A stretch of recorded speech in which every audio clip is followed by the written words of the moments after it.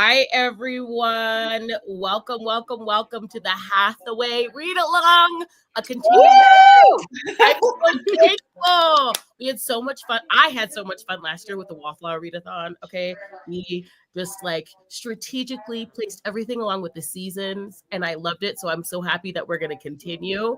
And today we are discussing Mine Till Midnight, the first in the series. I love how we all have different copies too. I need to get mine. Wait, I feel so left out. And so yes, I'm so excited. This is so great. And so this is going to take us throughout the year again. I'm very, very excited about this. Yes. Step backs. I have the hardcover, which, intriguingly enough, I don't have the step back photo. So I'm over here. It's not on the back either?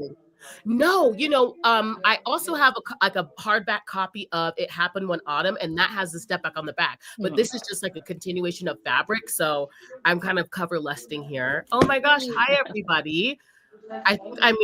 Although I'm sure we don't need to, I think we'll go around and introduce ourselves. I'll give you a little summary of the book, and I'm very interested in seeing if who's first time readers. This is my first reread of the book, and so really enjoyed it. Yeah. Oh my gosh. Obviously, I'm Tiffany. You're here. Tiff Talks Pages, Neverland Pixie on Instagram. This is my first reread, and I will say that I rated this 5 stars. The second time around, and I rated it 5 stars the first time around. There are a lot of things that I did not remember, but I will say after having read the Wallflower series, this meant so much more because of all the people that we got to see. I did not know what I was missing, and a lot of time for what's to come, because I just full transparency, I've only read the first 2 books in this series, so it was really nice to reread and kind of know who we were talking about.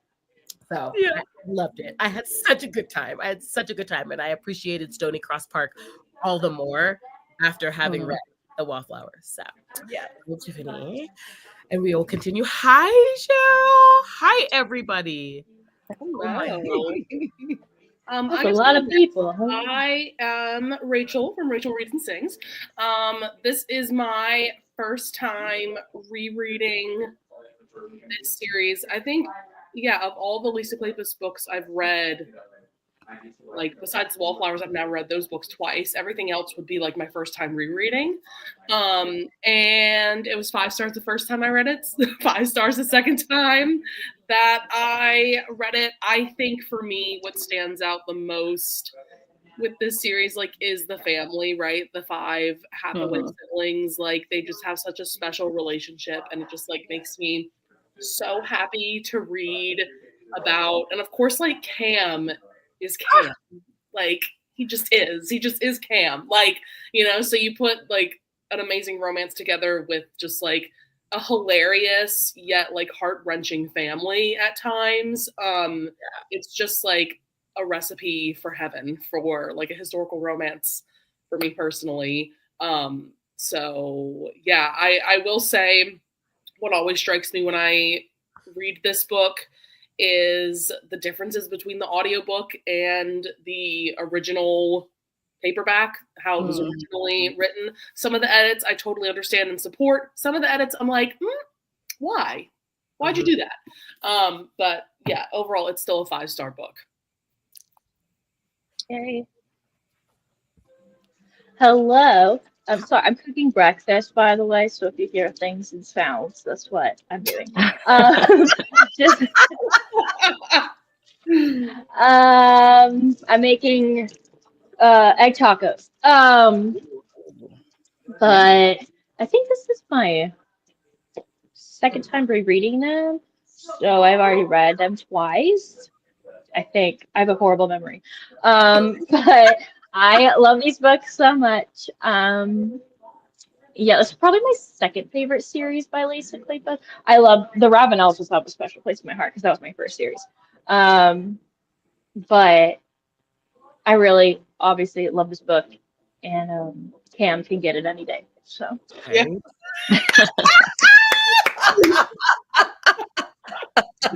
Everything. I love it so much. Oh my gosh. Well, it's lunchtime where I am. So we're not doing breakfast anymore. But yeah, hey, I'm B of Mama Needs to Read Romance. And this is also my second time rereading this series. And I just love it. It's 5 stars every single time. I just adore it. And I know we all love Cam. But for me, I am obsessed, like a stan of Leo. I don't know what it is. And I mean, just the whole throughout the whole series, I'm just obsessed. It's like when we did the Tessa Dare read along and we were all talking about Colin during Spindle Cove. I'm like that with Leo. Oh, I love that. I just adore him so much. I mean, he brings me to tears in some of these books. Ooh. I just feel so strongly for him and just that he gets happiness and oh, yeah. So anyway, I love that. And I've also got my shirt that I got years ago over on Etsy. Show them the bottom name. Show them What would you say? Show them the Oh, I bottom. know. Okay. Without being, yeah, the bottom Dodger. I love it. And I love it. You can tell a historical romance fan when they recognize your shirt. Like when you talk about being in the wild, like, oh, look, I recognize you. I see you. and of course, it happens like in bookstores. People are like, oh my gosh. Of course, yeah. It's fun. So anyway, I'm just thrilled that we're doing this together starting 2025 and going all the way through. And I think, unless I'm wrong, which I could be, I think this is the first time we've all 5 been together for a live show. I think it's always been like 4 of us, like a different, like, maybe. I know. I've been making a playlist. I think I missed 2 of them because I was so sick or my kid. I mean, we were so sick in the fall, but yeah, I've made a playlist and every time I add it, there's always 4 of us. So this is the first time that we're all here. I know. I was like, I'm so excited about that. I didn't even realize that as I was like, I didn't either. With the bubbles, I was like, we need 5 bubbles. Yeah. You know. Yeah, we always make more because it's just different people that can come.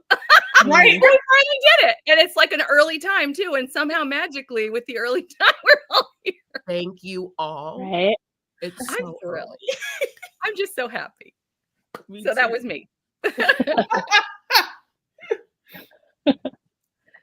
So I'm Christy, and my channel, all my stuff is Christy Reads a Lot, and this was my first time rereading this series as well, which is one of my favorite historical romance families. So I don't know why I haven't reread them because I've reread Wallflowers, I've reread Ravenels, but this one I've never reread, and so I'm having such a fun time. So yeah, 5 stars originally, 5 stars again.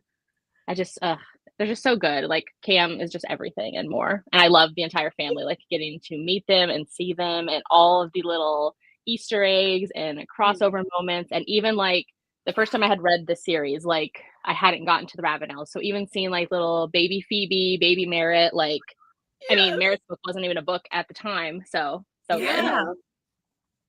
Oh my God. Thank you to the person who just said that. I was up, like 20 minutes ago. Okay, it's 8:30 in the morning here. So. It is.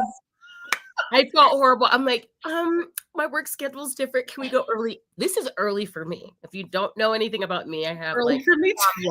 insomnia. I'm up till like 4 o'clock in the morning, and so That's when I get up. Oh no! Yeah. if I'm writing at dawn, it's because I'm already awake. You know, Right. Yeah.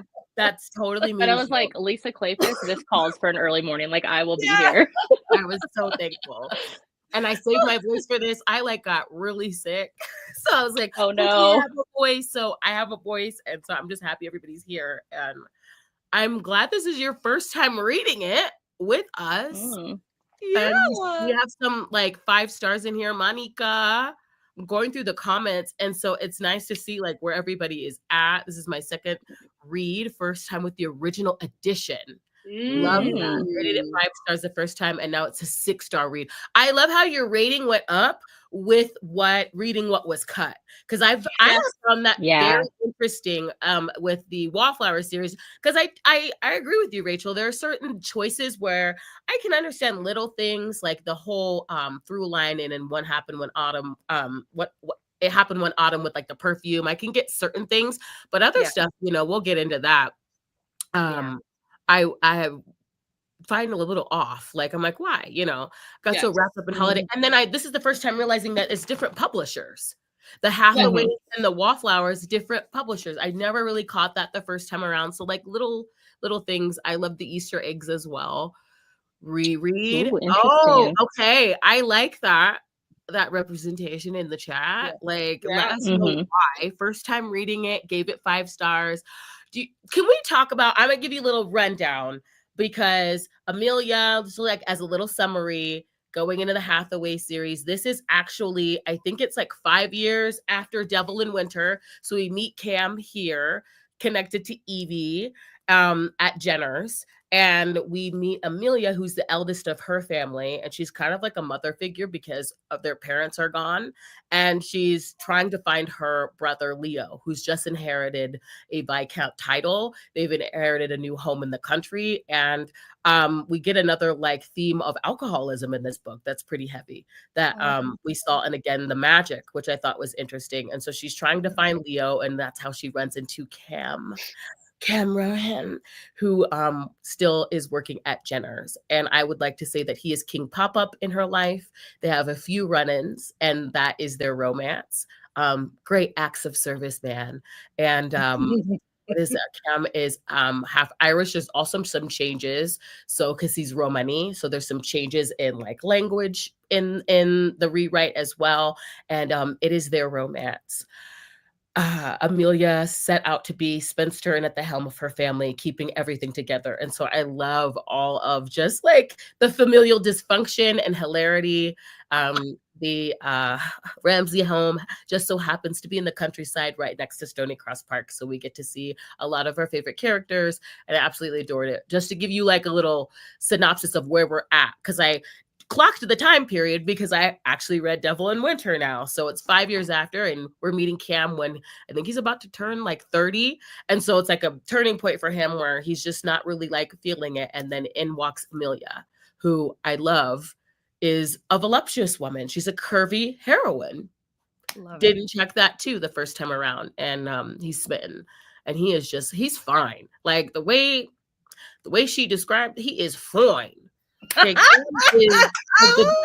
I don't have the step back, so I was like really just like, you know, in my head with like the green eyes. I was like, he sounds like a lot of like ancient fae that I'd be lusting after in these fantasy books. That's what Totally. Dark hair, green eyes, the gold rings, and the earring. You know what I mean? Like, I'm like, okay, Lisa.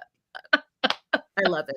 I love Lily shenanigans. Oh yes, and so yeah, I'm seeing like the order too because I've only read the first 2 books. So we got Win, we got Poppy, we got Leo. Even though Leo is like so much younger than Amelia, he's the man that she's running around after. And then we have Beatrix.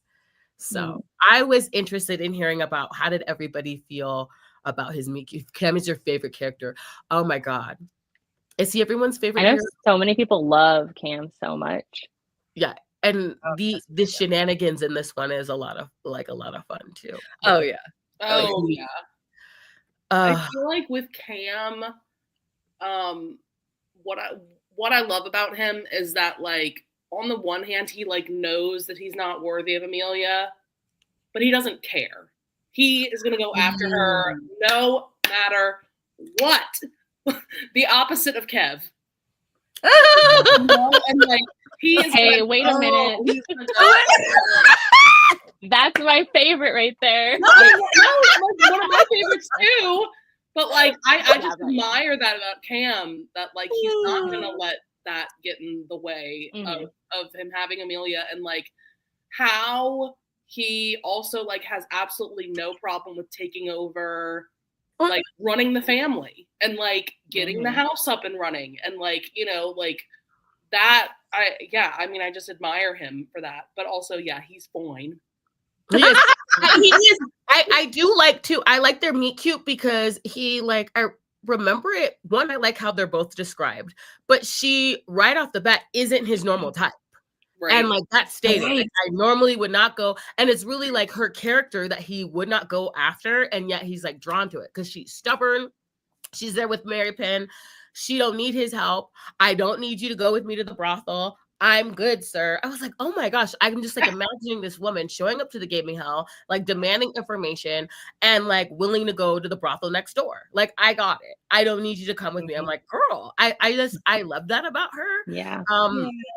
And I liked their meet cute. And I liked that he was like willing to take a risk with her because I think, doesn't he ask her, oh, am I ever going to see you again? So because he thinks he's never going to see her again, like he's like willing to touch her face and they have that like moment. And I really liked her gall. And like, you could tell like she's really like holding the family together.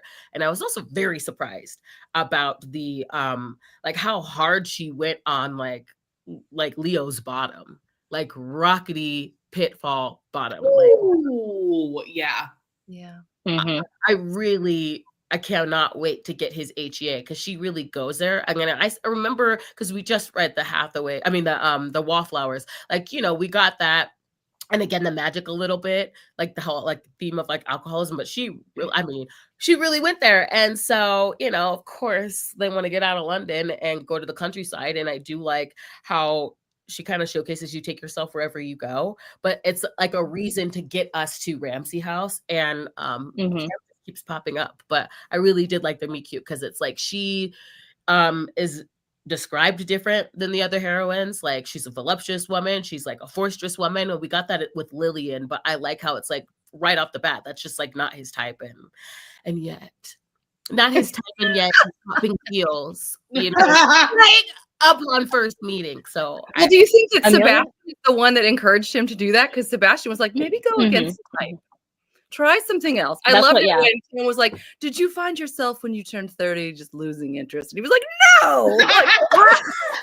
All of Sebastian's moments are perfection. But that's what I was going to say is Amelia reminds me of a mix of Evie and Lillian because she has that strong-headedness like Lillian. Well, she will do whatever. But like Evie, she's a little different to the hero. Like same with Sebastian. Yeah. He was just taken away with how different Evie was. And he was like, I'm not usually into this kind of woman. Like wallflower, shy, whatever. And so that's kind of how I feel about Amelia and Cam. Like he's so intrigued by her and immediately was like, I'm going to be joining you and Mary Pan on this adventure because I needed to keep an eye on you. I love that. What's with Cam in the fighting? Like he's like, oh, well, let me help out Americans. I love how they kind of connect. There's a little bit of telegraphing there because we know how Cam is with like how he has to like help Sebastian in his book with like, you know, let him be a man, let him fight. And so like he tries to do it with Maripin, and I'm like, and I like how like Maripin's a little offended, like, I got this. Like how they kind of both. I love those two's like kind of banteriness, and like sometimes they're good if they're on the same page about like protecting the Hathaway family, and then other times like towards the end when they go outside and like he's like, you are not taking away Amelia, like you are not, like he defends them so hard, like Mary Pan, I mean, so good. I love that. So good. But also Cam, like he's just so in to their family immediately. Like when he's talking about, I think, well, Beatrix, he wants to like teach her how to, or no, ride a horse or something, or maybe that's Poppy, one of the girls. He wants to help them like do things, and he immediately is like, those are my sisters, like you are my sisters now, like we are a family. Yes, so good. I love that. And that was before Amelia was saying yes to him too, when he's like, no. Oh, I know. He just kind of steps in. He's just in, He's he knows everything about everything too. It's funny. I was doing a live show recently where we were talking about like who would you choose for your zombie apocalypse team, and then I was reading Mine Till Midnight. I'm like, Cam. He knows everything about meds. He knows everything about like fixing up buildings. Like he knows. I mean, he knows everything. Yeah, and he's not stingy with the knowledge. Maripin would handle, but he's not going to explain it to you. He would just go off and get it done. Like, I need you to tell me what we're doing. You know what I mean? Like, Cam would explain what we're doing, where like Maripin would just like handle it and brood a little bit, which true. I love it. So, but like but I'm interested in seeing if like my favorite book within this series will be like so far, because I love the next book a lot. Yeah, me too. It will be unseated. I think Leo's book might have the potential to do that, but we'll see. We'll see about that. But I do think it's funny that I don't know why I didn't realize that Ramsey House was next to Stony Cross Park. Of course it was. Of course it was. It wasn't like connecting because I didn't realize that Marcus and Lillian were like heavily going to be in this book as much as they were. Yeah. And Sebastian. So I think I really like that I have the background knowledge of Devil in Winter now and everything with like just like how like Cam becomes so close to them, because I really liked that. And I wanted to ask everybody a question. The scientist or whatever that's at dinner in Devil in Winter, where he finds the excuse about like the butterfly or the bug. Like Oh yeah. is that the guy that is doing the rocket experiment, or is that like he's the reason? I don't for that? remember. Okay, because I was like, is this that guy? I wonder. We need to find That would out. be funny. That would be so cute. It was like a continuation of that. So, but yeah, I love how he's just there, and you know, and he just has to jump on her to save her. Loved it. And I love how I feel like where Lisa Kleypas shines too is that like not only are books like this, you know, a strong romance in themselves, and we love the Hathaways, but we're also getting on top of all of that in the span of this book, we're also getting you know, some pretty key important scenes between like Win and Kev, and you're getting the start of Leo's like ultimate like redemption arc, or his character arc, like how she does all of this in the span of one book and it all just works. And I think it's just genius. It really is. I didn't realize the way they set up Kev for the next book is just, in my mind, they're sort of together. Like the books are together. They're so intertwined, those two specifically. But I just love seeing those little quiet moments with Win and Kev when she's in bed with him, and I think they're both asleep after she's been nursing him like back to health, hopefully. It was I just love them together. Yeah, me too. Yeah. Their romance, I feel like of all the couples in this series, their romance like just it just gets me. It's like, it's gut wrenching. And I didn't even think about that. You almost could read them like in tandem, because I didn't realize how much it's so obvious. I'm like, and I love how like the sisters are like, does she know? Yeah. Like I love that, you know, in which I didn't realize how close like Poppy and Amelia are, right? Like they're very, very close. And so I love how they're kind of like, does she get it? And I also love how on the other side we get Marcus and Sebastian like, clearly you're done because of Amelia. Does this have anything to do with Amelia? Like you wanting to like slow down and find nature all of a sudden? Like I just love how they're getting on him for that. And the jesting, if you will, because they clearly see it. And like, you know, I also like the little quirks, like the family quirks. So you've got like Poppy with the insects, and you've got like Beatrice with the freaking kleptomania. I was like, what? Yeah. Yeah, very interesting. Which I feel like gets them in Stony Cross Park a little bit more, and like around those characters when they have to return the item she grabs. Absolutely. And you know what's funny? I love coming back and starting the series over again and seeing everybody at the beginning before they found their happily ever afters. And it's more like the five of them as this cohesive group. And for me, it always reminds me of Little Women. I know there's Leo, but I love the beginning. And then there's Leo. Sisters, and they're all together, and then like Win reminds me of is it Beth? You know, because she's not well. You know. And there's other times, but every time I reread, like starting at the beginning, I just get all these Little Women vibes, like at the very beginning. So I always enjoy that. Kev is very angsty. I think Maripin must be the grumpiest and most hero in all of Lisa Kleypas books. The second book is going to be so angsty. It is. Even in this book, when he was like, anybody but you can change my dressing. Leave. Leave. That, but also don't forget when he like pins her to the bed and he's like, get out of my dreams. I'm like, what? Oh, yeah. So I know he's so like, so he's everything. And but I feel like you have to enjoy like angsty, pining, like just so much angst and pushing away one another. You have to enjoy that to like that next book. But that's perfection for me. Beatrix is more like Amy from Little Women. Yes. Love that. Yeah. So I true. love it. I love it. Yes, and it is Cam who helps her through her kleptomania. So he's trying to find Yeah. other activities. Yeah, he for does her it to all. do, He really does. which is so sweet because it takes that off of Amelia's plate. And I think I love Mhm. that moment. That's what I do like an acts of service type of like love style, like love language in books, because I remember Amelia describing how she got to just like sleep in. Like she felt like, oh, I get to Yeah. rest and like things are getting taken care of. What?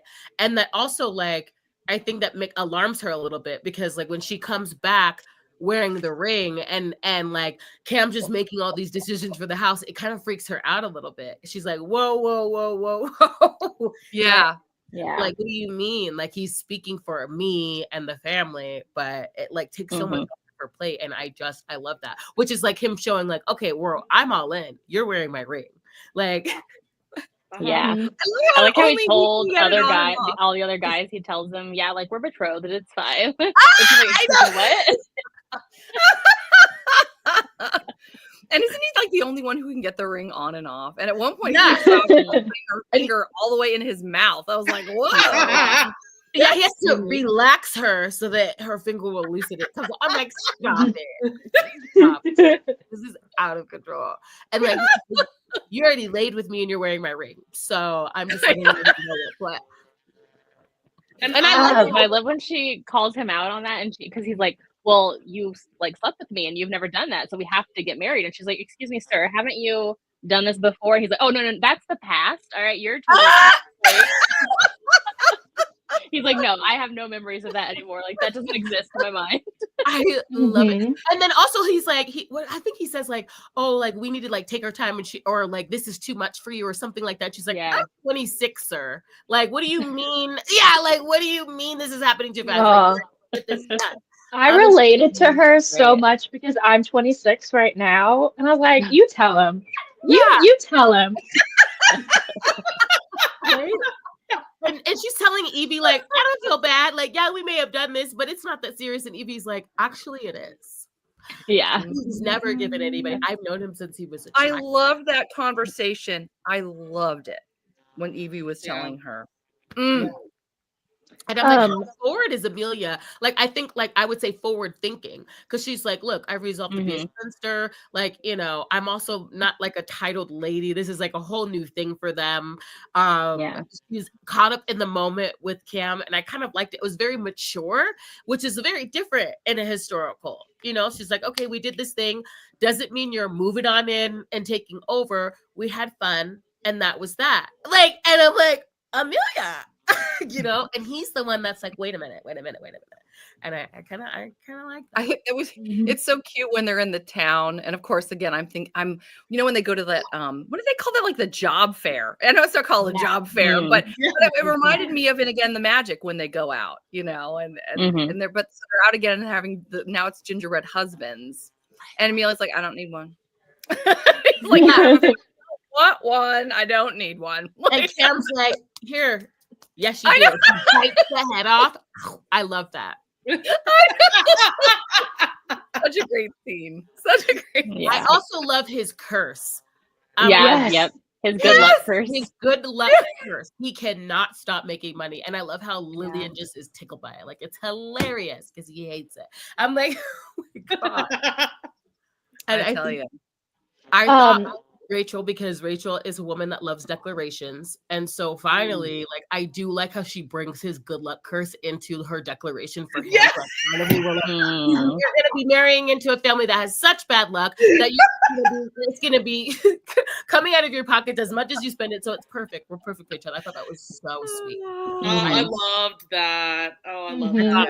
I was like, oh, she's going to love rereading this. And I was gonna. Oh, sorry. Go ahead. Oh, I was just gonna say real quick. I just like love that shit in historical romances because it's so unhinged. When like, you know, they sleep together for the first time, and then the hero is like, "All right, we're betrothed." Yeah. Yeah. I've compromised so you. Unhinged. It's so, and like they don't even say it like they're doing. Like that's it. And I know that was a lot of people's like issue with Marcus in his book, but like there is a part of me that kind of like likes it, it's like, okay, so this is what's happening. I've Right. been doing all this stuff with your Just dad. Tell me what to do. Just Yeah, tell like me. you could protest. Like, this is what's best. Sorry. Right. I'm like, it's the equivalent of why I love unhinged men and like mafia romances. They're like, I'm taking over. Because you know what it is? I like that in mafia because I like historicals, because it's not just a man willing to handle everything in terms of a woman when it comes to the bedroom. They're willing to take ownership of all of her problems. Yeah. I'm not just going to handle it in the sheets. I'm handling all of your finances, your issues. I'm paying off debts. I'm making everything in your life. I'm taking ownership of every aspect of your life. And there's a level of care there that I just absolutely live for in a book. So that's why I really take to that. And I know, you know, I'm you know, I also like the agency of heroine, something that like that unhinged like nature. It's like this is going to take ownership of it all, and I just love that. I'm like, that's the ultimate fantasy. Come and pay these bills, honey. Yeah. You know? I'm like, why are we protesting? Like, I don't get that. I do not understand that. Yeah. I was gonna ask. I don't know if we talked about the last live show what our favorite Lisa Kleypas book is, but what's your favorite book in this series? I'm trying to remember the first time that I read the series. If I already know bees. I already know bees. I haven't read all of them, but I adore this book, and I like it same so much, so much that when people were talking about books, because these two really do go hand in hand for me. They do. I think it really was, And I remember I was filming a reading vlog the first time that I read this book, because it was like after I had watched season 2 of Bridgerton, and I just wanted to read historical romances and like feel something, and boy did this. Yeah. But 4 and 5 are so good too. Yes. I think like 2 and 5 and 1 are probably my favorites. Like, I think the last one's my favorite, maybe tied with Love in the Afternoon. And I have to tell you guys something really cool too. So online, and they're not allowing me to post it in the comments. So I actually just did private chat to Tiffany, well, to anybody, but Tiffany, I think you might be able to link the link if you want, but that is the link to the online novella, A Hathaway Wedding, which is like 5. It follows Kev and Wynn's wedding. So I love that one. Baby elephant. I mean, it's got it all, and it's, you know, obviously free. You just have to read it online. But it's on her. It's on her website. She let it. Yeah, it's on her website. Like, that is so cute. That story is so cute. Yeah, it is. Cute.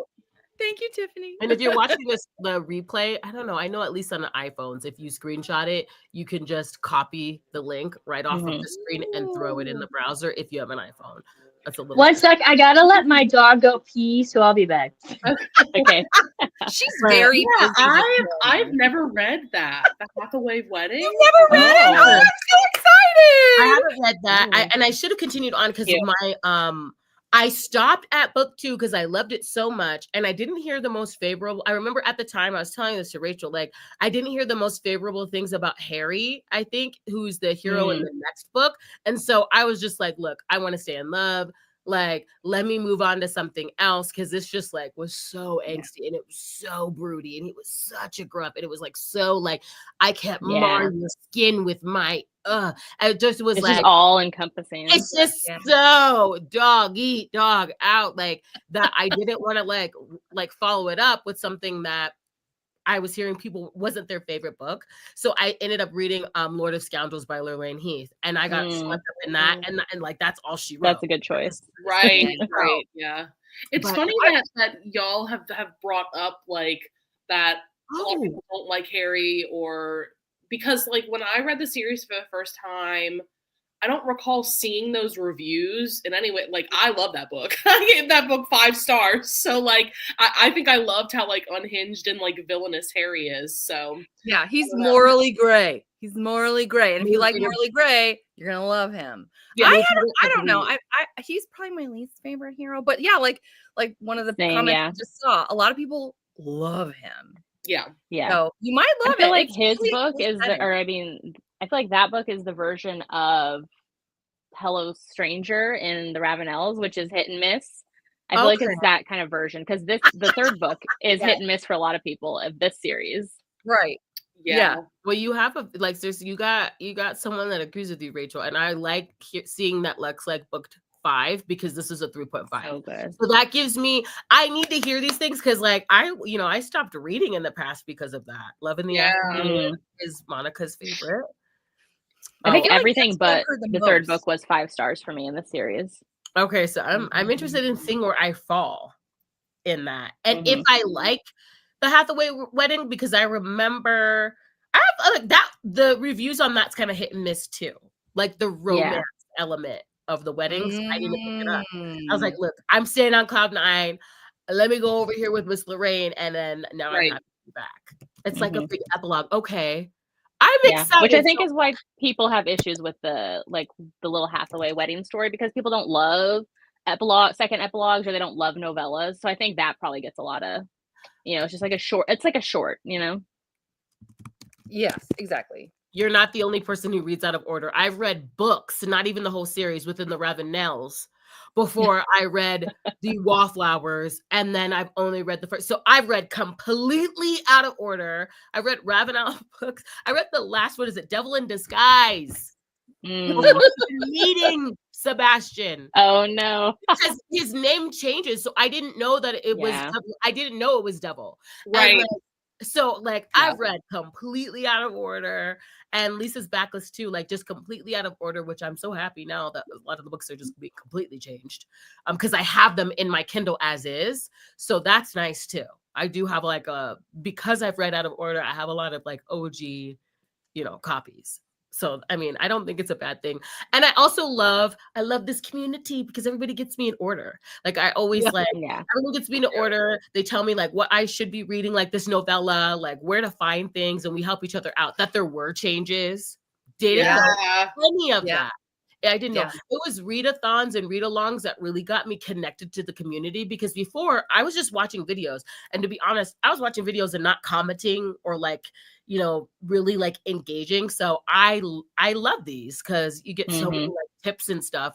Where else are you going to get the knowledge, So I read completely out of order. I didn't know really what I was doing. I think I started with Bridgerton.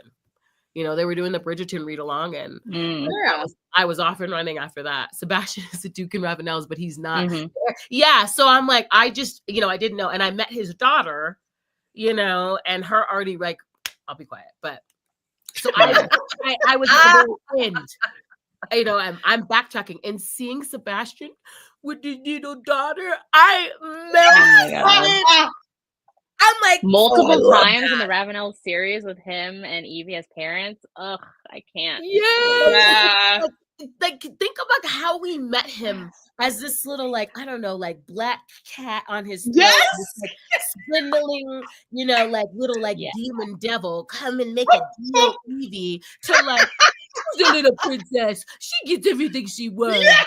I'm oh my God, I love him as a father. It's so cute. Yes. Even there's one little moment where it's Westcliff, Lillian, Evie, Sebastian. I don't know. They're just having a conversation, and he's just over here playing with Evie's fingers and just talking, right. Not me. I was picturing Ariana Grande touching yes! I'm oh my God. Anyway, I've been doesn't he do that? Reminds me of something that was in Devil in Winter, and I remember it was I can't quite remember it, obviously. So help me remember, everyone. He was he has Sebastian's at his desk and he's thinking, and Cam is standing there. And this is before Cam really knew that there was something necessarily going on between Evie and Sebastian. And does he take her hand and start running it through the back of his hair? Or is he doing that with her hair? There's something he's doing, or maybe he's he has her hand and he's got it up to his face while he's thinking. It's absent-mindedly. And Evie looks up and Cam's smirking at them. Yeah. I know exactly what he did, but it was just something Sebastian was totally off in his own world. Yeah. But he needed his comfort blanket. Yeah. Yes. I know. It was so dear. I'd forgotten all about that until we just talked about that. I just love it. Yeah. Yes. Oh my God. Well, and something I wanted to bring up because Tiffany brought it back up again, like the changes, right? Like the edits that they made. And like, I truly feel like with this book, if you only listened to the audiobook, you almost read a different book than everybody else. Like, I truly believe that because there is a lot more in this book. Like, not only, and I totally get editing the language around Romany people. I get that. But then they also edited, for some reason, they took out passages towards the beginning of this book where Amelia was thinking about her romance with Christopher Frost. Like, they took out the establishing paragraphs about that. Like, because she says, like, I'd been in love before and I vowed I'd never do it again. They, like, took that kind of energy out. And then they took out a whole sex scene. Yeah. An entire, like an entire very like unhinged sex scene, like, and how it like starts. But like, and I feel like they also took out a lot of paragraphs of Cam thinking very unhinged things about Amelia, like how he wanted to like possess her, like how like his obsession. And I was like, yeah, but that like waters down his character. So like, what are we doing? Interesting. Yeah, and you know what? I love that you brought up the changes because it's how I felt in like previous books. When we first see Christopher Frost at dinner, the first time she's at Stony Cross, we know if you've read those initial paragraphs, just kind of like how like Simon and Annabelle's book, you kind of know if you've read like the original, you already know who Christopher is and why that is such a big deal that he is at dinner. And you also don't just see Amelia as like a stubborn woman just to be contrarian. Like, you know her reasons for why she's fearful of falling in love again, and while she's helping on being a Spencer and keeping her family together, you understand all of her motivations. So like it's kind of the similar as it happened one summer. You think that she's just like judging Simon because of his station. If you don't have all of that backstory, it seems like that. And so like I agree, it definitely changes the book a lot. And I think, you know, I agree, the language needed to be changed, but that's about it. I understand people take issue with like dubious consent, and you know, Lisa, do whatever you want, you know, just keep these books out, you know, I mean, whatever you do, I don't care, that's fine, you know, I'm not the author. So I know that he's trying to like bring in new readers and probably wants to take out any sort of dubious consent and all of that. I think it's hot, but that, you know, that's me. I'm unhinged over here. And you know, I feel like at that point they're just trying to tame everything down, and like they don't want to offend anyone or like push it too far, but then it's just all the stories are just here instead of like having these peaks and to the characters. Like we want character, you know? Yeah. We want the new folks to know this, they were going there.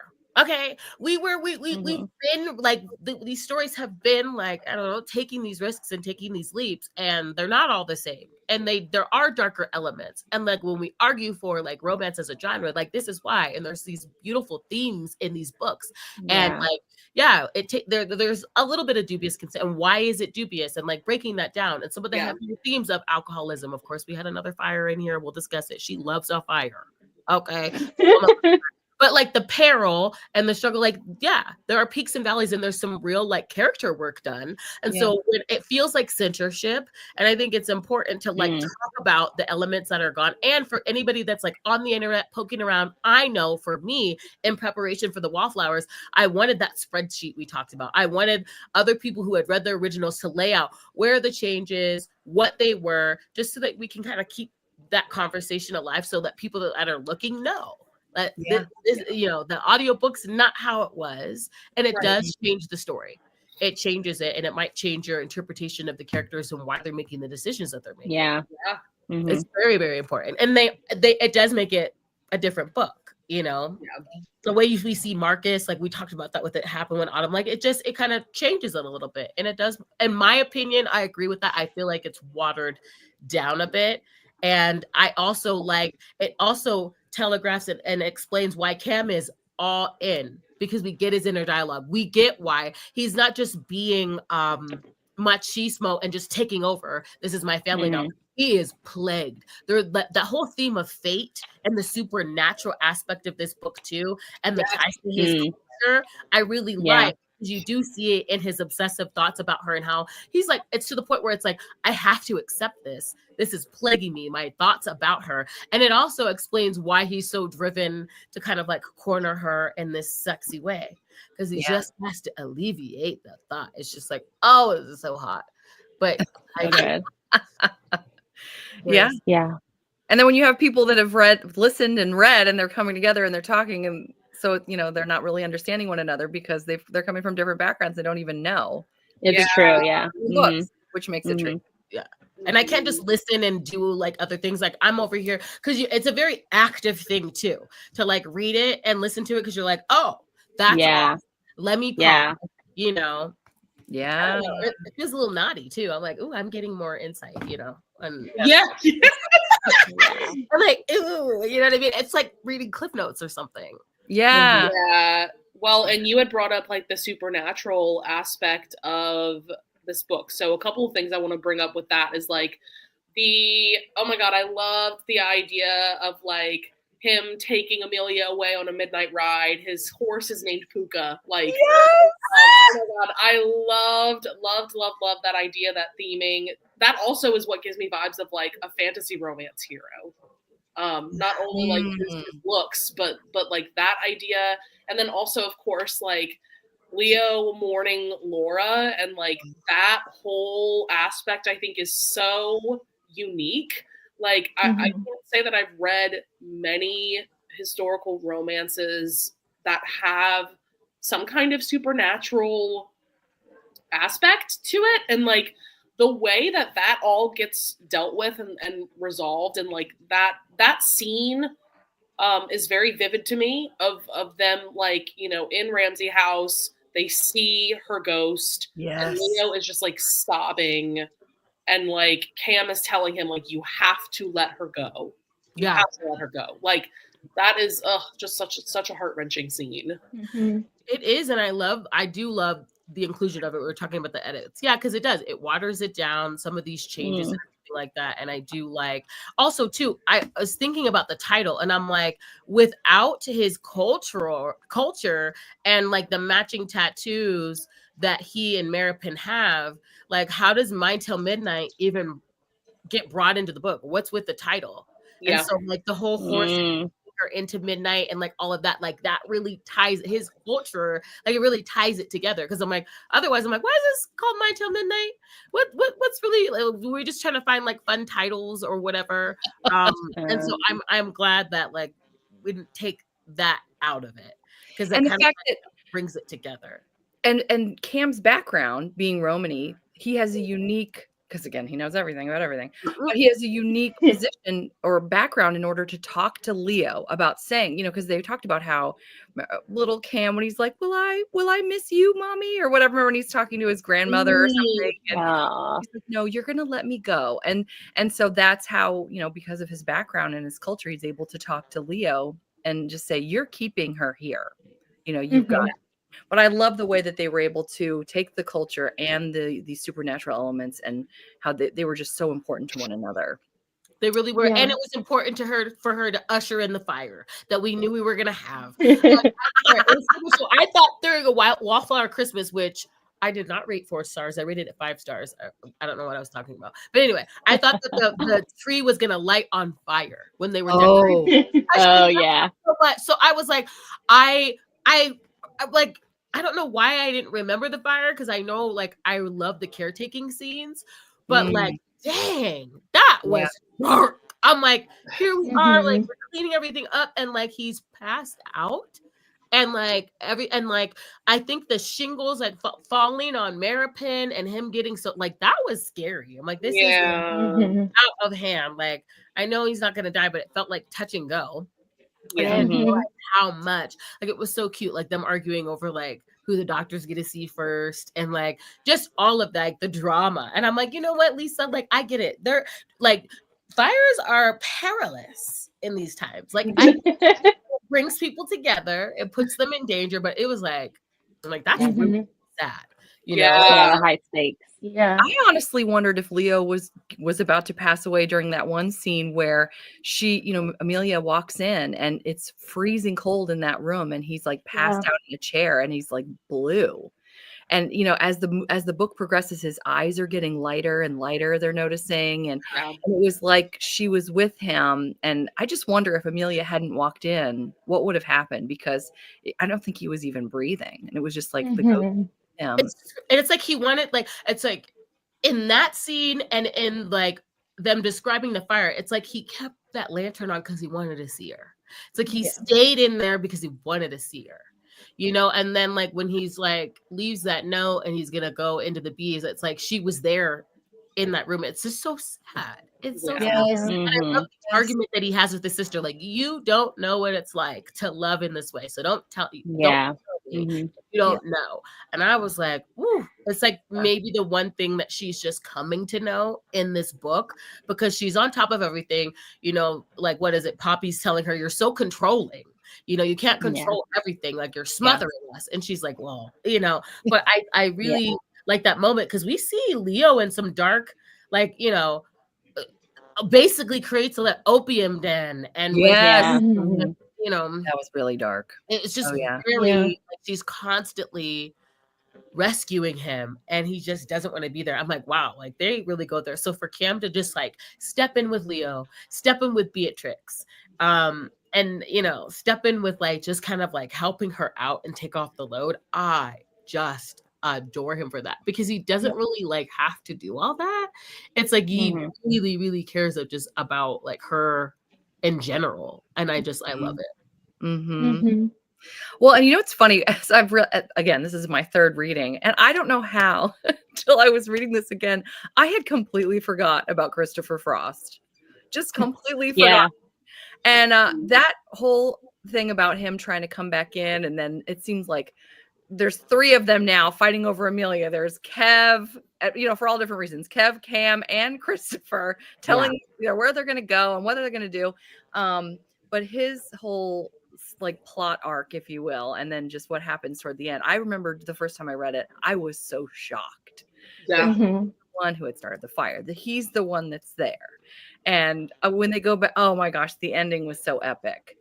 But I completely forgotten. And I loved, one of my favorite, like, kind of like, what moments was when, was it Amelia and Cam talking about the letters that were from the king? And they're like, oh, did he have an affair with her? And he goes, well, him, Lord. He had an affair with Lisa. I loved that. I agree with Monica. Just add a content warning at the top of it and stop. You know what I mean? There it is. Because it was dark. Like, he's literally holding them at gunpoint. At the end of the movie. I think Lisa did. She's kind of like a mix in genres. There's a lot going on, because I felt that way with, like, what book were we reading with the flesh-eating disease? Like, kind of felt a little like horror a little bit too. Like, she kind of goes there, the kidnapping and like the third act. I know there might be a fire and there's some wild things going down. Bees, death by bees. She loves the bees. Oh my god, the bees were a lot. Get in there. I'm like, okay. I loved it when Leo was like, Cyclops, blah blah blah, and she goes, "You go in there," and he walks in and he comes back and he's like, "Oh my god." So that was Rachel, you mentioned that you hadn't really read a historical that has like a touch of like paranormal to it, like before, like this one really, and I have a recommendation if that's okay. Oh yeah, I've been meaning to read that series. Oh my god, This is also like a very loose bravery telling, but there might or might not be also ghosts in here. That's perfect. So cool. And we're reading this right now with my book club, and I know Rachel was telling me how much she loved it. I'm almost done. I love it so much. And yes, there's actual ghosts in this. Yes. I love that book. So good. Yeah. Anyway. Yeah. It's so So if you want more, Avery and I have some suggestions. Yeah. Because I like that they all acknowledge it. Like, they all saw it. Yeah. Yeah. So Yes. Well, I feel like there's quite a lot with it, and like this book is kind of at the beginning, I guess, of or a little bit into the Victorian era, and they were like obsessed with the spectral phenomenon, like in general. So I feel like it's common that this is kind of hinted at and themed in their story, like they would have been into that at the time. I feel like, you know. Yes. Yeah. Yeah, absolutely. and so we get we get some telegraphing of Wynn and Maripin's romance, but I also like how we get a few nuggets about how Cam and Maripin may or may not be connected through this tattoo. And so Mm-hmm. I really enjoyed that, and hearing Cam's backstory, after gingerbread husbands, about how he grew up with his mom's side of the family, because his father said was ashamed. And like I didn't realize he was at Jenner's at like 8 years old, Yeah. which like really brought me back to Devil in Winter, because the guy in this book, he was so like jealous of Evie coming in and taking what he believed to be in his inheritance. And I think it's interesting because, I mean, not that like Jenner took such great care of Cam, but they were kids. Like they were young boys, like at Jenner's.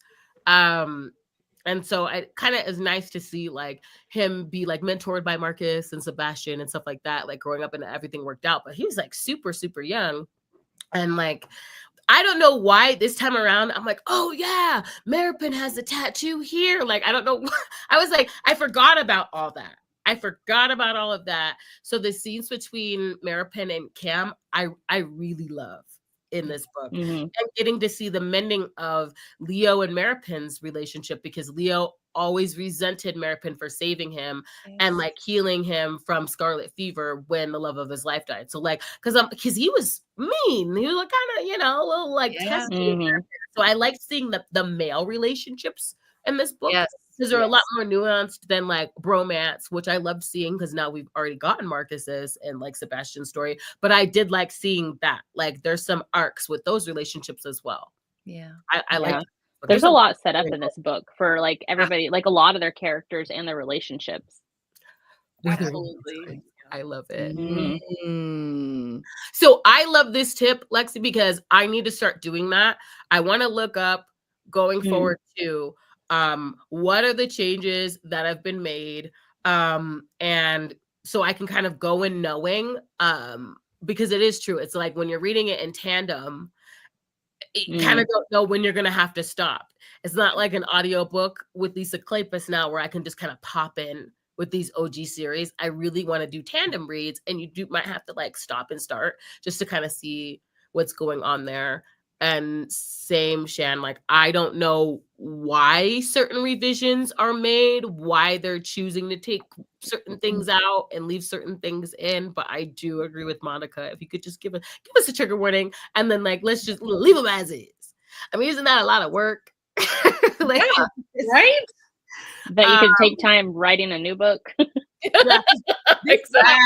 Girl, That. I wasn't gonna say it, so I'm glad you did.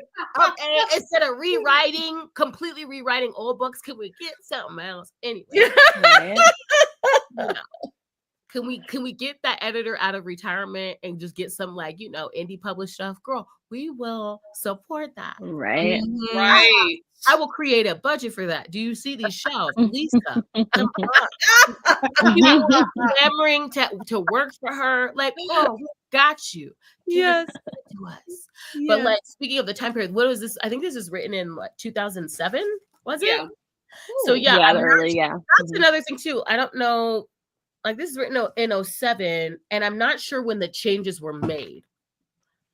Like if it was, I'm not sure either, because that audiobook is kind of old. Like that audiobook has been around for a while, and that was edited. So I'm not sure. I'd like to know too, because have we noticed the voice for Cam's different than from In Devil in Winter? I was like, what happened to my accent? What happened to my Miss Wells? I love Miss Wells, but I'm like, this is not a choice that I can stand by. Oh my God. Because her voice is so calming. Like she is my audiobook like narrator. Yes. Okay, she really is, because I'm so used to it. But I'm like, can we get Cam's voice back? She did that with freaking Matthew too. Oh yeah. and I don't know if an it's Irish accent. Yes. Yeah, and then that voice she gives Thomas Bowman kills me every time.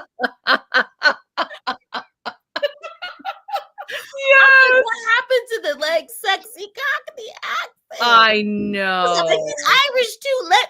Let's represent that in the do something. Anything. Talk about representation. Talk about whitewashing. Can we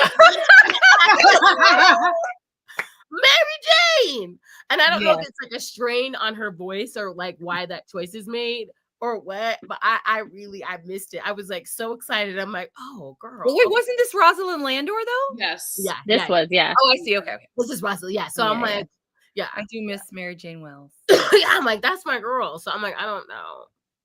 Mary Jane Wells. Said that, okay. Oh, I didn't know that. That's so cool. That's super cool. But it said that the audios for these were edited in 2020. Oh. Okay. When people are at home. Interesting. Yeah, for people at home. Oh. Just jumping in. that was a rough year. So maybe she was like, listen, this is an opportunity to, because they were doing the audio. Okay. That was, man. How do I say this dumb? Yeah, that makes sense. People were pointing out a lot of things at that time. Yeah. And I have to wonder with all the editing of her books, like, I think it's been alluded to by her that like she's gotten a lot of hate online, and I have to wonder if like that's what it was, that like she was getting a lot of like emails and like I don't know, people just calling her out on social media that like she felt pressured, or her editor, I think so, publisher felt pressured to revise her books. Like I just have to wonder about that. I think it became a lot. She got attacked in blogs back in the day. And took a step back from social media. And then, like, I know that book she recently did, like the first one in the Bow Street Runner series that she recently rewrote, but has the same title. Like, she has a letter at the beginning of that, and it's kind of talking about her decisions for revising, re-editing, rewriting that one, basically, like how it's a brand new story pretty much, but that she wanted new readers to pick her up and not have kind of, like, not in her words, but kind of like the problematic aspects of the story that she sees it as. Like, she didn't want any of that. She wants it to be like a nice, fluffy, fun experience for like new readers to her. But it's like the rest of your backlist isn't like that either. And so it's like, I don't know if she wants to change to that or what. And but it's almost like walking on eggshells, I feel like, is how she is with her books now. And like doesn't want to hurt anybody like unintentionally, you know? Do you think that's why she hasn't published anything new? That's a good question. I think possibly people also have said it with an editor situation, that one of her editor like left a publishing house and supposedly she wanted to follow them elsewhere or something, and is like biding out time for a contract, is what people have said online. That's what I think too. So I'm like, 2025, has that run out? Can we get this editor now that they're not under the publishing house? And I don't know if that was just like natural, like I'm, moving on to the next chapter of my life, I'm not editing anymore, or if it was a lot of pressure from publishing companies, from fans and all that. But in my dream manifestation, it's like the contracts run out, she's a free agent, the editor, I don't know, is like out in the Hamptons somewhere, and then she calls her and then they start working, and then some of my friends are like, oh my god, I'm working for Lisa Kleypas now, and I'm seeing that like, this is what I do, a bookish assistant, and they're working for Lisa Kleypas, and then like she's like publishing independently, and we're just getting all this tea. The reemergence of her again. And it's like, I'm really regretful because I'm supporting Jeff Bezos, but I'm getting all the stuff on Kindle Unlimited. And it's just like, that is the dream that I have. Oh my word. I love it. Yes. Manifest it. New book. You want a new book. That's what I want. I want to, like, I can see myself, drinking coffee and watching somebody, like, I'm working for, it's a LK. I don't know. I can't say her name. And I have it on Kindle Unlimited and everything's all good. Well, and the reason why I'm also here for her maybe just coming back and doing indie is because I just feel like more and more nowadays, the publishing houses don't know how to market or sell historical romances. Like, girl, what is that cover for Joanna Shoop's new book? Like, Wait, you let me don't see. know what they're doing anymore. And you know it's them because Joanna knows what's up. Okay. Yeah. You see, Joanna knows. Well, Joanna I was messaging someone who knows her PA, knows her assistant. Like Joanna's And Joanna was given, you know, options for the covers, and she like hated all of the options. And so that was like the least offensive of the ones that she was given. Like, what is going on? She used to have stunning clinch covers. Yes. Oh my God. What's happening? Like The Lady Gets Lucky is one of my favorite covers of all time. And it's new. It's given like YA fantasy, honestly. Like if I'd pass it in a store, like just see a random object. What's the and stuff, title? like It's the Gilded What's the title? Heiress. I will talk about this because I remember being so judgmental about, I'm like, what is this alternative cover trend? What is this illustrated cover trend? But at the same time, before I understood what was going on, we had like Sarah Kate got, you know, presented with this huge deal for them to like buy her backlist. So that was my first experience of like, wow, I've got to hunt these original covers down like Horcruxes so I can have them. That was my first experience with it. You know, because I was like newly cool and I'm like, I need all of the Salacious Player Club's OG things before they're phased out. This and is now the cover, everyone. right? Oh, yeah, this is just, and so now I'm realizing that It's just objects. like Sierra Simone. Yeah. I don't like all the flowers. I don't. But do I want Sierra Simone to get paid what I believe she's worth? And does whoever she's working with want her books to be able to, with the changing sentiments? Now I know it's Walmart, it's Target, it's all of these places that they want to have their books in that want the flowers and the object title covers so that they can be on their shelves and so that they can take these deals. And so I'm like, at the time when alternative covers and illustrative covers were becoming really popular, that was around my first signing. We went to Wanderlust. And so there, where we're celebrating Wander, who's a photographer, I like flesh. I'm always going to love people on my covers. I like the clinch. That's how I started like reading. And so I'm always going to favor that. Now I've grown a lot more appreciative of what illustrated covers can do because they've gotten better. Let's just be honest. They were not, they just gotten better. And so I appreciate them more now. But at the time I didn't understand like, and I still don't fully, like I'm not behind the veil or anything like that, but I didn't understand the kind of deals that these authors were making. And so in order to get their books on shelves, they have to be ugly. And I just don't understand. Yeah. And so I'm always like, you go. And I'm like, I love hybrid authors like Tara DeWitt. I love that she's able to be hybrid, you know, because I'm still seeing like, you know, funny feelings, but, you know, it's a little bit like of a different like tone, you know, but I still see that like illustrated cover that I love and I know the book by. And sometimes I side eye it a little bit where I'm like, you know, but you go, Glen Coco, you are on the shelf in Walmart. I love seeing them on the shelf, but it's kind of like a trade-off where I'm like, hey, like, can we just have you guys seen rid of them? I'm like, can we get like an alternative cover for us? You know, like, you know, like the risque instead of the alt covers. Can we call them risque? Because I want flesh. Can we get a name for like our, you know, sentiments? Because Book Talk changed everything. Book Talk changed everything. There's so many book talkers that think that the flower covers, just the text on the book, are like, that's what's pretty. The people on the cover, that's gross, that's disgusting, and that's what's marketing to big places like Target, Walmart, Barnes and Noble. They know that all these people reading these romance books that are on Book Talk aren't going to be talking about these books if there are people on the cover. There's so many people that are like, this cover's so ugly, but I loved it. I'm like, it's just a person on the cover. It is just a person. I think that speaks to the whole, and that's what infuriates me about, I'm not going to say all of Book Talk, but it seems like a lot of Book Talk, like, it's at the end of the day, you're feeling shame for reading romance novels. That is what that is. And I'm over it. I am so over it. Yes. And like, this is true. Like, it's context clues. I know what I'm getting when I get the clinch. I miss that. And what is that documentary? It's like Behind the Covers. I love that documentary that talks about like, I think it's called Behind the Covers. It's like a romance documentary. You're gonna see Beverly Jenkins. You're gonna see like just big heavy hitters. And they're talking about like why the clinch cover. It's context clues. You know, like we know what we're getting. So when you open it, and it's bring step backs back. Okay, I would I wouldn't be mad if you want to make the cover like this and then give us on the inside, you know, so Yes. they should try to Yes. revamp it or have some of us. Well, the Wallflowers series are like the houses and the scenic on the front, but the inside is the step back. Yes. Yeah. Yes.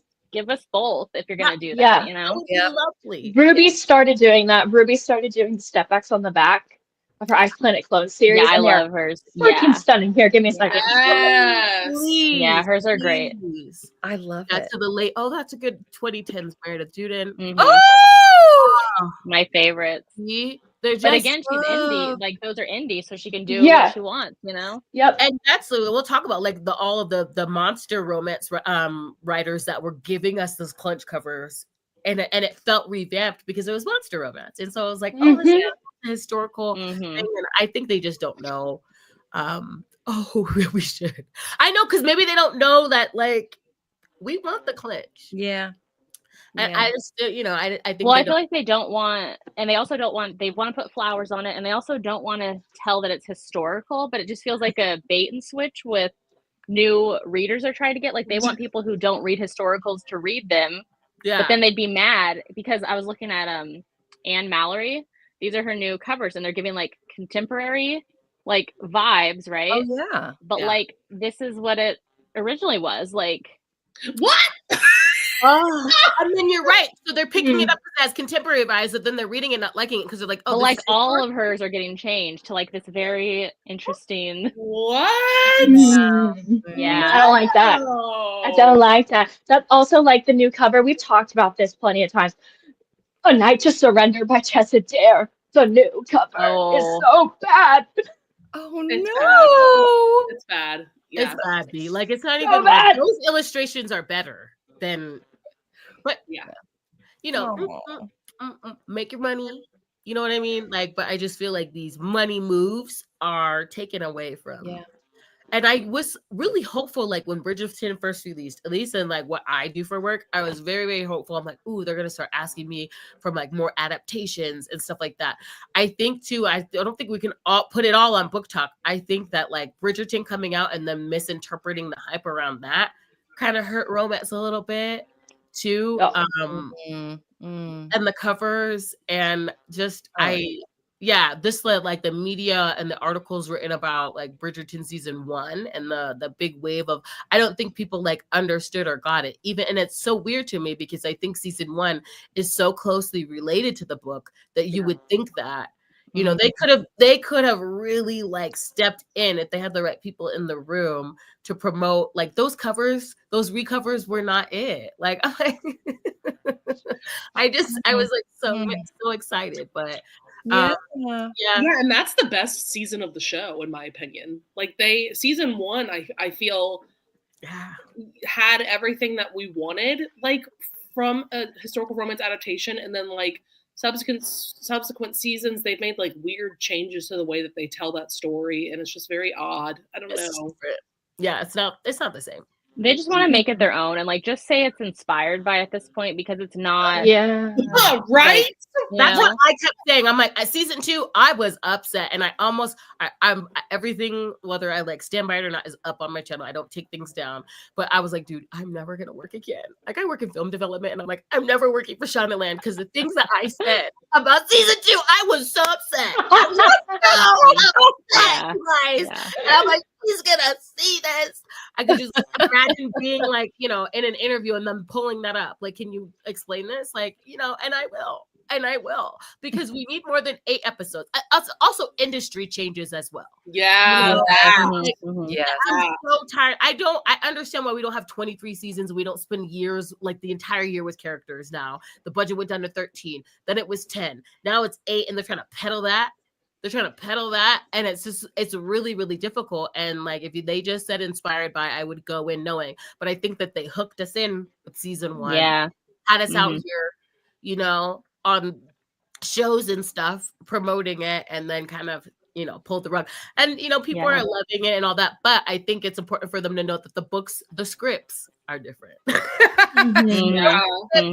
show are different. And you know, I will always prefer people on the covers. I do, and I think there's an argument too where For I don't know. It depends. I don't know if it depends on how long you've been reading romance. There are a lot of people that enjoy the discreet covers too. I will say that I've seen people share about how they like the discreet covers more for whatever reason. I don't know if that has any like correlation to like how you started reading romance or whatever.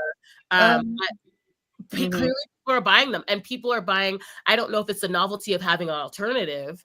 I know I have. This is my business. I have the same book, maybe 4 or 5 times in different colors and shapes and sizes and whatever and editions, and that's my business.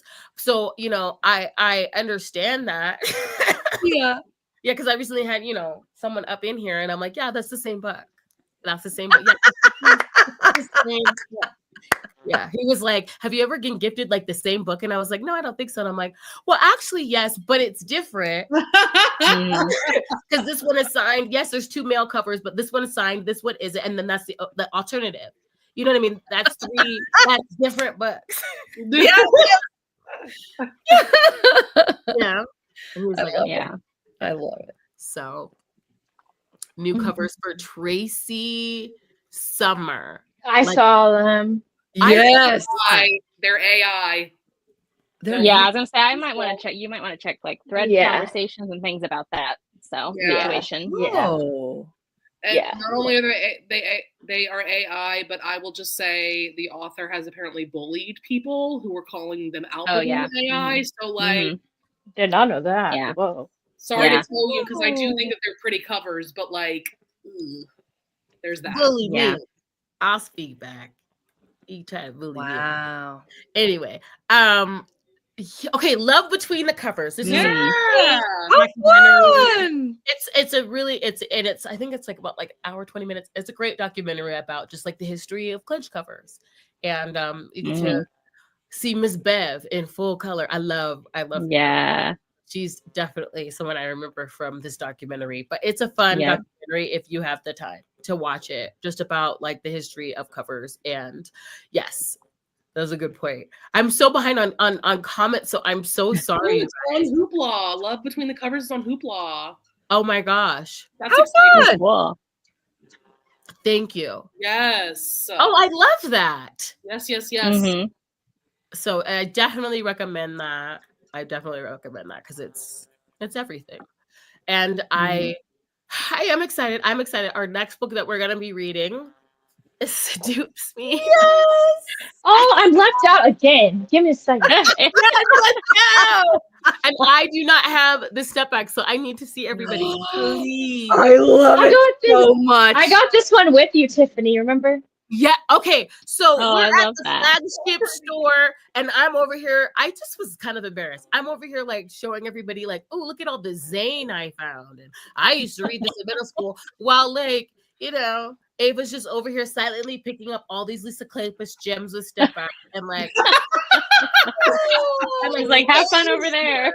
I was so embarrassed. I was like, No, we were like sitting on the floor in the corner in the historical section, and I'm showing Tiffany all these. I love it. classy and cute, and I'm over here talking about Zane and reading it in middle school, and like, I was just like, I'm so glad they accepted me. Anyway, I found every single Hathaway book with the step back at the Half Price Books flagship store during Bookman stuff. Ooh. Yay! That's They're awesome. stunning. You can see the resemblance between Maripin and Cam. Oh yeah, so Cam, if you look at them, Cam has dark hair. I love I love the descriptions of Cam. Hi, Bubs. I'm sorry. No. Oh my gosh! Okay, wait. Hi. It's dog time. It's not. That is He so does not have any sense of like personal space. Yeah. Don't. She's eating my hair. Don't eat my hair. I did not know. Do you think, Lisa, like, I didn't even think about the step backs relating, kind of like how they sort of relate. This is so smart. Yes. So he has dark hair. I love how he's like in his breeches there. Also, did y'all catch that Cam is definitely described at one point as wearing like kohl on his eyes, like wearing eyeliner? I'm like, I know. Jack Sparrow-esque. I Wow. love when men wear eyeliner. Oh my It's god, yes. Dude, he'd also be one of those guys, if that was modern day, he'd be wearing the black polish and everything. Yeah. It's a very like it's very hot.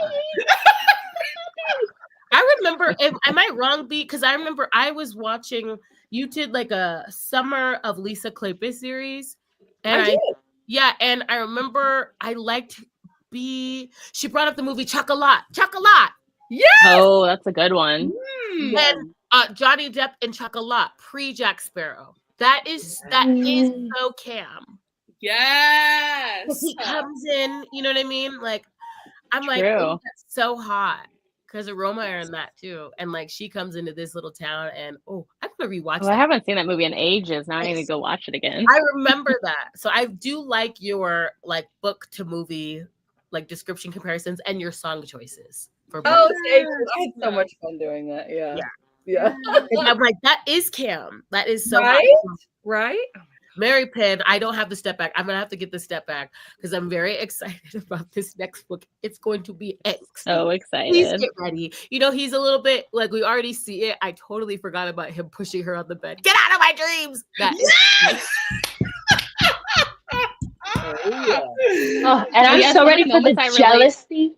To this book Go ahead. were like in this other book. Like I forgot some of the scenes, like how closely they're connected because I just relate them to his book, you know, but they happen in Mine Till Midnight. Yeah, I wasn't expecting like the dual caretaking and like they're like negotiating and how like close they are. And I am not that there's like a third party in this book, but I'm excited about the jealousy. I'm excited about the Jealousy. and I'm excited about like her coming live to what everybody already knows and sees. Right. Everybody, I didn't realize that how much like her sisters see it. I didn't realize it until rereading Mine Till Midnight. So that was a lot of fun. Also, before I forget, thank you, Shan, for bringing it up because I wanted to bring it up in this live show. Tomorrow starts the Rake Meets Blue Stocking readathon.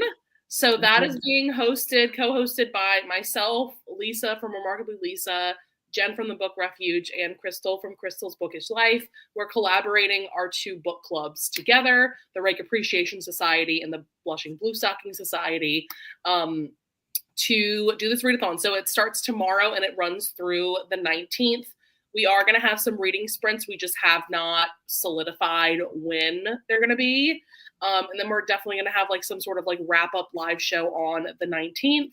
So I hope that some of you watching join us on that. I'm very excited to get some historicals that I own physically finally read, like that have been on my TBR forever. So yes. Yay! I love it. Like she's like, I have narrowed it down to 12. Yeah. Same here. Yeah. I love her. Oh, yay. Love her. Awesome. Oh my god. So yeah, this will suffice for that. Mm-hmm. And now that we're here, when is the next live show? Where is it at? I'm gonna put that here, and I want to. I think it's February 16th on my channel. Yay! Right after Valentine's Day.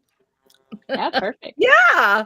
Yeah, this is somebody asked like in the order. I have not read all of them, but let's just say like in order to not be book slumpy, I just didn't continue on with the series after this. I was just like, I'm very theatrical when I read, but I was just like, this book. So I can't wait to reread it. It's going to be the first reread for me, and it will be at a normal time on Christmas. Yes. Okay? We will not have to do this again. Listen, I would show up at any time to talk about this book. For real. I cannot. For wait. real. So I can't wait to reread this. So now I didn't know this was going to work for the readathon, so I'm excited. But is there anything else? Anybody? It's 2 a.m. on Monday, and I have work at 9 a.m. Oh my god. Oh my god! Well, thank you for joining us. Yeah. I love it. We can definitely wrap up. We've covered so much. There's so many Yeah, topics in this book. It really has been an all-time favorite. It's funny because we started with Again the Magic. I love Mine Till Midnight, and I'm excited to like fully read the Hathaway series for the first time again. So if you're picking it up for the first time, catching us on the replay, I'll create a playlist. I cannot wait. I can't wait to have like another like Lisa Kleypas year with everybody. Yes. I'm so Same. excited. So if you were Same. able to join us live, thank you. Rewatch, thank you. Jump in whenever. And yeah, thank you for joining us. Thank Tradition at you. Sunrise is next in February after Valentine's Day. Very fitting. Well, it's going to be Perfect. the 8th time. So Perfect. thank Yay. you. Bye. Bye. See you on the next one. I can't wait.